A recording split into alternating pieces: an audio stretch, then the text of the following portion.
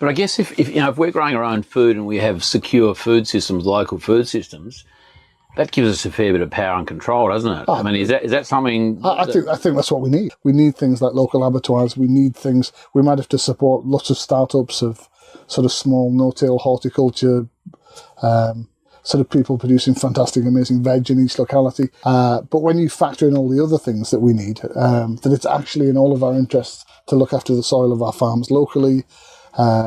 That having local food means our ethics and our values can be implemented through those farms. Like, there's no substitute for buying fairly directly from farmers or being able to ask them questions. Why? What pesticide did you use? Those questions are legitimate. They're real, and I think anyone who eats absolutely has a right to ask any of us.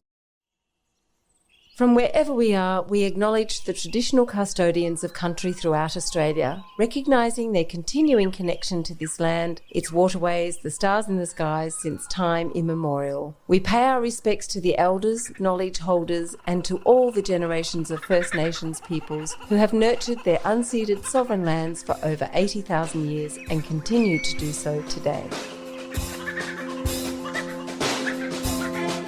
G'day, I'm your host Charlie Arnott, an 8th generational Australian regenerative farmer.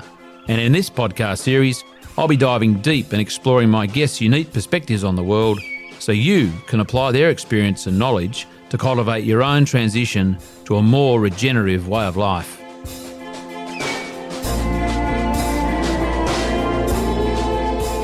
Welcome to the Regenerative Journey with your host Charlie Arnott.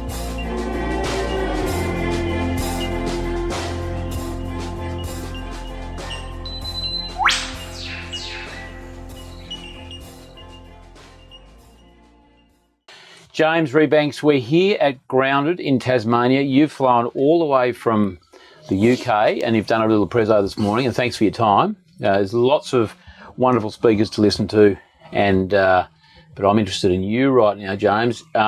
Impressions, welcome for a start.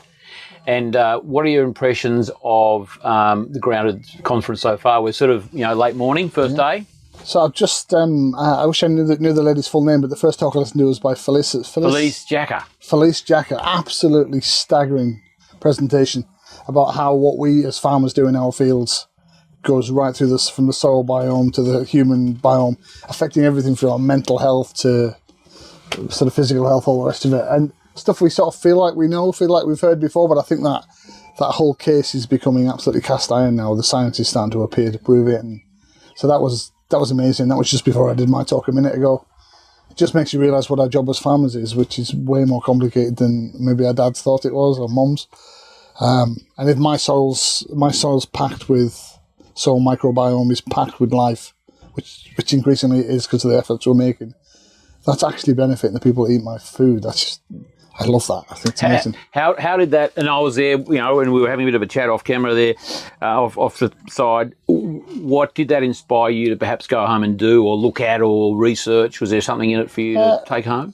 I think that talk maybe affected me more as a writer and an almost activist type person than as a farmer. As a farmer, I'm already trying to do the good stuff. I'm really into it. But I tell you what, it really made me think. I was thinking, our societies are insane. Like, literally insane. We're not taking farming seriously, and yet what we do on our farms is affecting public health on a massive scale, mental health on a massive scale. It means our countries, even sort of geopolitically, it makes sense to look after your farmers and have food security. And there's so many big reasons why this should be the top of every politician's agenda. And yet, I think we're like number 18 on politicians' agenda, which means they never get to us. Or they think that supermarkets and big food, big pharma, those are the people that can give them delivery, and I think that's bullshit. I think we need a hell of a lot of farmers, farmers. Do you think the government's going to get on board this? And if they did, why would they bother getting involved, and supporting this type of farming? So what? Again, going back to what I was just hearing the lady say. What kind of government does not have as a priority the health of its people, the food security of its people, the quality of the food that we're putting into people, because that affects everything about society. Like, we just had a study done in the UK about the hidden costs of cheap food, and it said for the UK, the annual costs of a bad food system are £268 billion in the UK. right?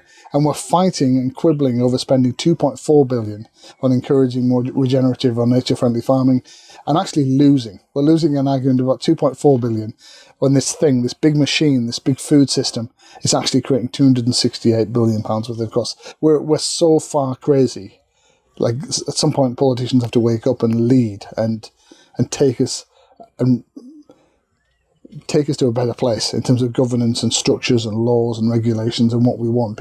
At some point, people have to wake up and do that. Now, a lot of us don't really trust government because we've had bad experiences with them. And a lot of us in regen-y, nature-friendly farming, sustainable farming, have almost opted out. We've gone back to do our own thing on our farm and build up from the grassroots up. That's great. I love that. I'm like that on my own farm. But I think what I'm hearing from these scientists and others who are now studying this stuff is that's not enough. We need to join up all of these farms. We need to really, really implement things like soil health principles into all of our agriculture. And it's a massive, big-ticket issue should be for our politicians. Do you think that the politicians, I'll get away from the politicians in a minute, I don't really like them very much, so I won't give them too much airtime, but do you think that they're under pressure from big ag, big pharma, corporate, like is that something they can potentially resist, or you think it's just like they're in bed? It's a marriage made in heaven as far as they're concerned. I think the status quo is easy for politicians. You don't have to think too much about farming. You don't have to think too much about what's happening. You leave it to Tesco. You leave it to whatever your supermarkets are called, Sainsbury's, whatever in the UK. And on good weeks, that's okay. I mean, that just-in-time food system, bringing things from across the world, that works usually. But I think what we learned in the UK in COVID is sort of medium-level disease outbreak and just about bring that thing to its knees in a day or two. I was talking the other day to an English professor called Professor Tim Lang, who's an expert on food security. He's just written a book about it. I said to him, how much food security have we got in the UK if something goes wrong? He said, James, we only have the food security of what's currently on the shelves in Tesco and what's on the wagon fetching it from Spain. There isn't any food security.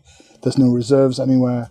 There's no thinking anywhere about where the stuff's going to come from if a decent-sized volcano goes off or there's some major geopolitical event. And particularly in Europe, you just have to look at somewhere like Ukraine to see that the breadbasket of Europe is in a bad scenario within weeks or months of belonging to people that won't want to use that place to feed us. They'll use it to feed them. But I guess if we're growing our own food and we have secure food systems, local food systems, that gives us a fair bit of power and control, doesn't it? I mean, is that something? I think that's what we need. Yeah, totally. I think it's totally what we need, and there is a real cost to transitioning to that.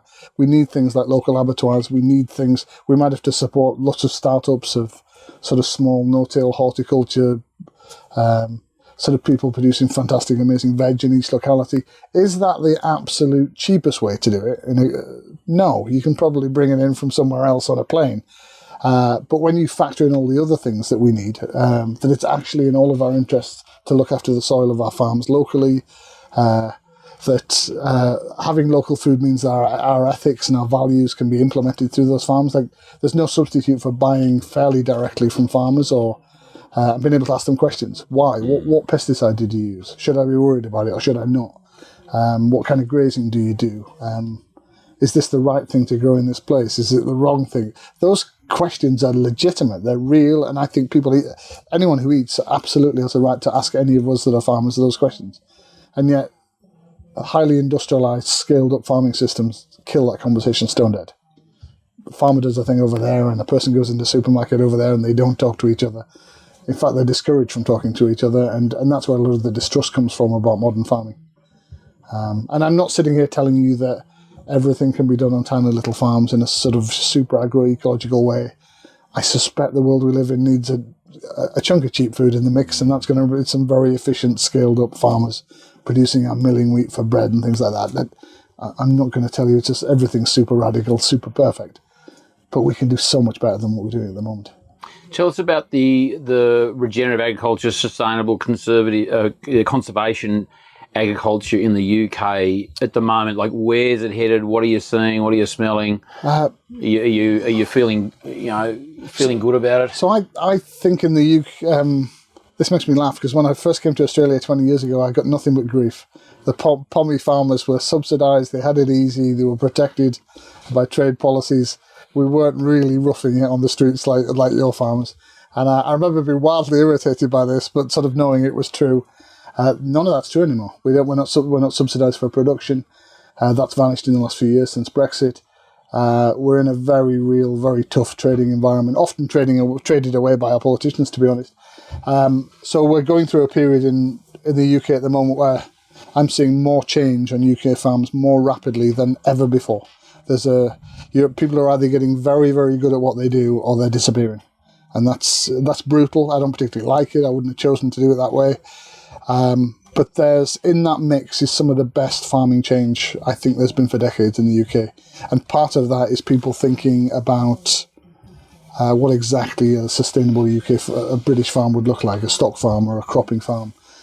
Thinking about, do we want to have sort of very high input, highly leveraged systems that are highly productive? Or do we need some other kinds of systems that are low input that produce amazing habitats in the British landscape? Just in all directions, there's a sort of flowering of really good thinking, I think, happening. And one strand of that, just one strand, is the sort of thinking about regenerative farming. There's a lot of good stuff happening in the UK all of a sudden. And we have, I know we're at the Grounded Festival right now in Tasmania, but we have a thing called Groundswell, which maybe you've been to, John? No, yeah. I'm going to get there one day. This is essentially a sister conference. And Groundswell in the UK started like this, few hundred people in tents in a field, really friendly, small. I've never actually been, but last year I think they had 5,000 farmers turned up, and it's becoming mainstream. It's becoming an event that mainstream conventional tillage-based, chemical-based farmers are going to now, and they're weighing it up. They want to know the maths. They want to know why they should do it. They want to see the science and the numbers. And I think that's. I'm not one of the great innovators of regenerative agriculture. I'm a sort of second wave conventional farming family where we've got into this stuff because it makes sense for us. And to me, that's where the really exciting things happened. There's some superheroes over there that for the last 30, 40 years did amazing stuff, stubbornly held out until the world came to its senses, or lots of us came to our senses. I admire those people, the Joel Salatins, the Greg Judy's, people like that. I'm not one of them. And I think what's really interesting is that second wave, where your conventional beef farmer, your conventional grain grower joins the conversation and says, okay, how would I do this? Like, how would I do this at 500 acres or 1,000 acres? How do I do this in real markets? Who's going to pay me for maybe the extra costs of this, or what exactly is the technique? And a little bit of prejudice on my part, which is I think some of us that were conventional farmers, once we wrap our brains around this stuff, we're going to be really, really good at it. So taking the regenerative principles and applying them to things like sort of upland beef operation is one of my passions. And like, how can I breed the best beef cattle, the most functional beef cattle of my breed that do the job, that are profitable, walking around, significantly profitable creatures walking around. How do I take this regens thinking, this great thinking from wherever it is, bring it onto my little farm and create not only a wage for me and my family, but another wage on top of that's what we're working on at the moment for my daughter who's 17, so she can, that it doesn't have to be about slog and poverty, that this can be a good life with a good standard of living, earning good money, and that's the challenge, and I'm excited about it. I'd suggest you're a pioneer because, like in Australia, sort of the analogy here in Australia is our explorers went out and actually made the mistakes. Sometimes they died. They opened up to the landscape. They were the first ones there, apart from the Indigenous people. Yeah. And then the pioneers came through and they sort of opened it up. They travelled in the tracks of the explorers, and they took big risks. And again, there was, lots of learnings. And then the third wave was the settlers. Okay. So I reckon you're a pioneer. So people like Joel Salatin, your Greg Judy's, they're the explorers. You're a pioneer because you're still taking a lot of risks, right? Yeah. And you're still finding a way. And then people, like others, people here, settling in your tracks. You're paving the way. I kind of like that metaphor. Maybe I am. You can have that one. Yeah, thank you. But I've got to tell you, like, for me, people like tribes. They like to find their tribe, and I know in the UK there's a lot of people who really enjoy being part of the sort of regen crowd, and they go to the events together and stuff like that. That's not really what we're about. I'm like from a very particular geographic locality. I love being from that place. I love being in the same breed as my neighbours and going to the same sales and shows. And it's not that I don't want to hang out with the regen crowd. I just want to farm really, really well in the eyes of my neighbours, but also what I really want to do is I want to cherry pick. Like if my neighbour knows how to breed the best sheep in the county, I'm going to listen to him. And if the regen person knows how I can make my farm produce another 1,000 kilos of dry matter per hectare because it was slightly healthier soil in 2 years' time, I'm going to listen to that person too. Like, to me, let's not give it labels. Just make it call it good farming, right? And make it as broad a church as we possibly can. I've already got my tribe. It's the people I grew up with, went to school with, that breed the same breed of sheep or the same cattle as me. I think my obsession, and a lot of the people here are the same, I think, is how do you be the best goddamn farmer you can be?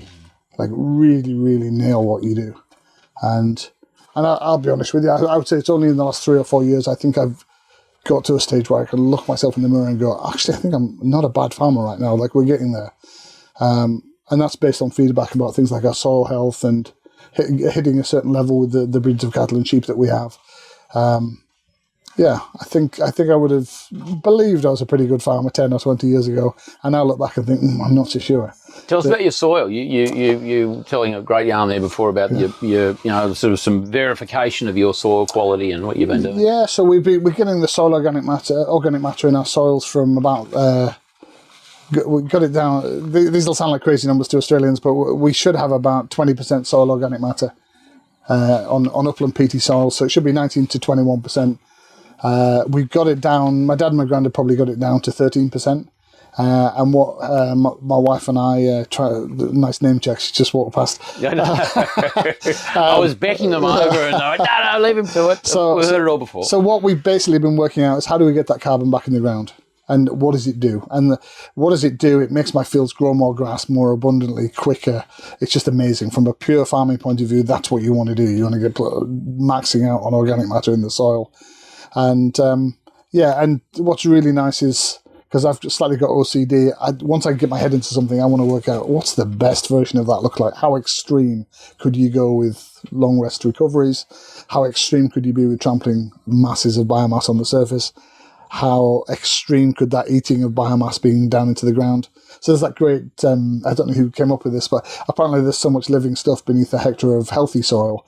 If you added it all together, it's like the equivalent to 2 African elephants. Yeah. So I've got 2 African elephants under my fields, and they need a lot of stuff to eat, whether that's through photosynthesis or trampling or manure recycling. That's a lot of stuff to eat. And my job is, okay, how do I feed those elephants really well? And if I optimize this, could I have 3 African elephants under a hectare of land, or 4 or 5? And you've got to think of this as a system that needs feeding.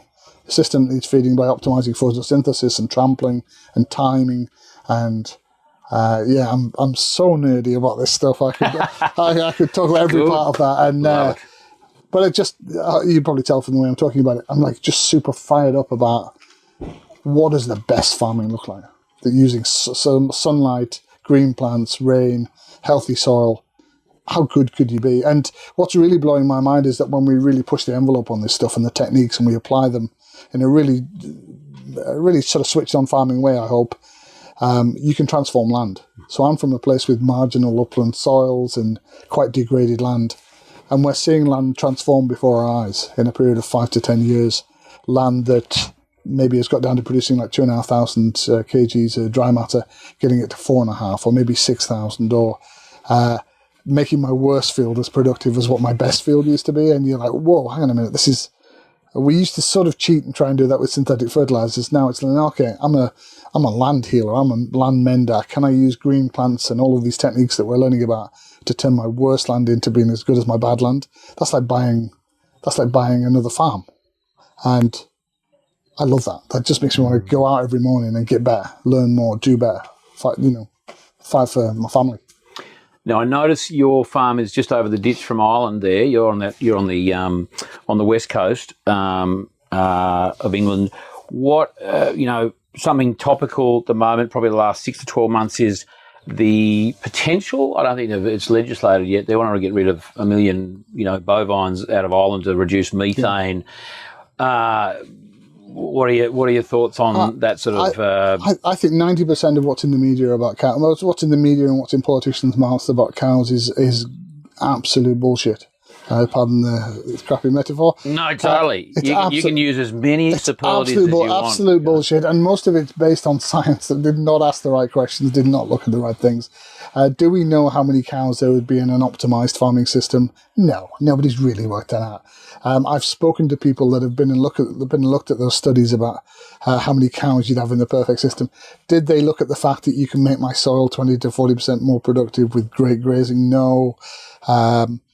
A lot of it's bullshit, and it's really, really bullshitty, and it's displacing of the big issues, which is fossil fuels, heavy industry, plastics, the whole shebang, or the way that we live. And I think cows are just an easy thing to go after, right? And when you look at where the stories are coming from, and I strongly suspect in the future we'll look back at this and go, hang on a minute, this was like cigarettes people spending their money behind the scenes to make it about everything, about cancer and cigarettes. I think ours is the other way around. It's like, can you pin it on cows, not transport? Can you pin it on cows, not aeroplanes? Can you pin it on cows, not all these other things about the way that we live? Absolute bullshit. Cows used properly, particularly in these green landscapes that I have here and at home, but also in arid landscapes too. Cows are the tools for mending. In the right hands, to use the famous expression, it's the how, not the cow. And anyone that tells you otherwise, seriously, like, either don't listen to them or give them a shake, because they're crazy. Couple more questions there, James. Then I'll release you. Something we're hearing a bit about over here in Australia is the challenges that farmers over there are facing. Changes to inheritance tax. Yeah. Another pressure on farmers. Where's that headed, and what does it actually mean for farmers? So the truth is, and I'll try and be balanced about this. There's two very strong opinions in UK farming. The first is, and I'm trying not to be not too negative about this because I understand it, it's a little bit conspiracy based that they're out to get us, and they're going to use every goddamn tool they can to get rid of farmers, get land out of the hands of farmers and get it into the hands of big business and corporations. I know why a lot of people are thinking that, because it sure as hell looks like that from time to time. And then there's perhaps the other explanation for it, maybe I hold to this, maybe naively for now, is maybe they're just really shit at their jobs. Maybe they just don't know enough about farming to know the good stuff. Or maybe it's a mix of the two. Maybe there is some sinister crap going on in the background and some sinister influence from big money. But definitely there's never been we're certainly living in a very bad time to be a UK farmer. We've traded away our trade protections. We're dismantled our production subsidies. We love asking our farmers to do high cost, high regulated stuff in a wealthy country with high cost levels.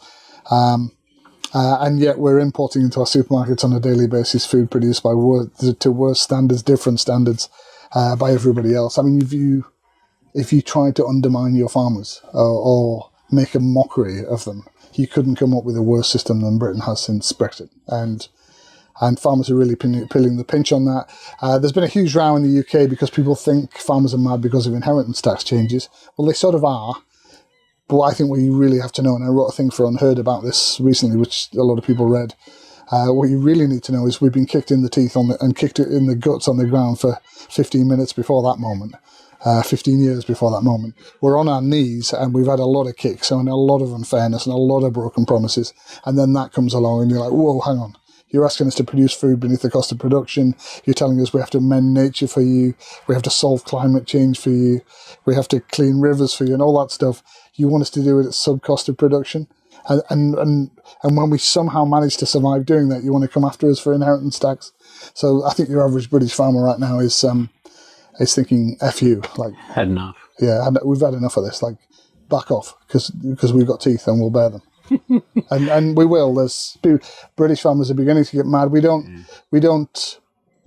The only thing that's stopping us doing what the French do, which is sort of setting fire to things and spreading shit on the town hall, the only thing that's stopping us is that every single poll you do of the British public says they're on our side. British farmers are the second most, I think after nurses, are the second most trusted profession in the UK. You ask the average British person, they're on our side, like 86% of them. They totally know we're being done over by politicians and big business. And we don't want to start inconveniencing those people, blocking those people on the roads, pissing people off and losing that goodwill. What we want is the politicians to listen to what the farmers are saying, because it's right, and listen to what the public are saying, which is backers, supporters. at the very least, create a fair system in which we can work our asses off and have a fair crack at it. James, conscious of time, and it sounds like there might be another break coming up. I just wanted to. I've noticed in your presentation a bit of Aussie slang creeping in there. Is there any favourite expressions you picked up? Is this not your first time to Australia? Because you said last night you met Richard Flanagan in a pub in. Where was that? Sydney? I think I met him in all the pubs in Sydney.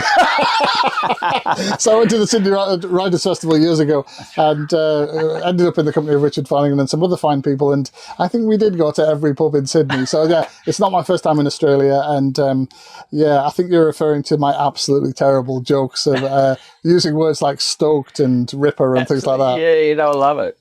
Well, I hope that you pick up a bit more while you're here. So you've got today and tomorrow, and then you how long are you in the country for? So we've got another week. We've come so far, I may never get here again, that we thought we'd have a family holiday with my two little boys. So we're going to go and look at a couple of farms in the next couple of days after the conference, and then we're going to just tour around for a week and try and shorten the winter at home. I've left my 17-year-old daughter, Bea, who's a very good young farmer, looking after the farm at home, and she's more than capable. So, yeah, I'm getting to that stage where I can be the dad that's not at home sometimes. Yeah. Well, I hope you can take some slang home with you and start throwing that around in the paddocks. Maybe practice on the cows first, and then you can go to the pub. Well, my son said to me this morning, he said, "Dad, don't do the Australia thing." He said, "There's loads of them. We're literally in their country. Don't piss them off." Well, he didn't say the piss them off bit. He said, "Don't annoy them, Dad." Yeah. Well, yeah, and maybe you start with the lingo, and then you can start with the accent. Maybe try that one. James, that's been awesome. Thanks so much for your time. It's been a pleasure to catch up with you, meet you. I'm really looking forward to hopefully getting to the UK next year, and I'd love to pop into the farm and have a look and eyeball all of this amazing work. You're more than welcome, and I'm just stoked to be here. Thank you. Thanks, James.